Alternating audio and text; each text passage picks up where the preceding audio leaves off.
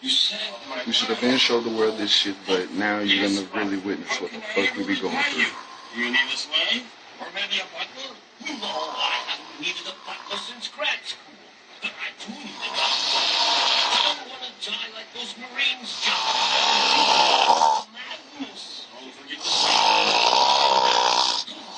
I don't want to go through that. All right, give me the knife. No, no. I've been malaria can lie dormant for years. Isn't that what you said? It sounds like something I would say. So stay with me until the season starts.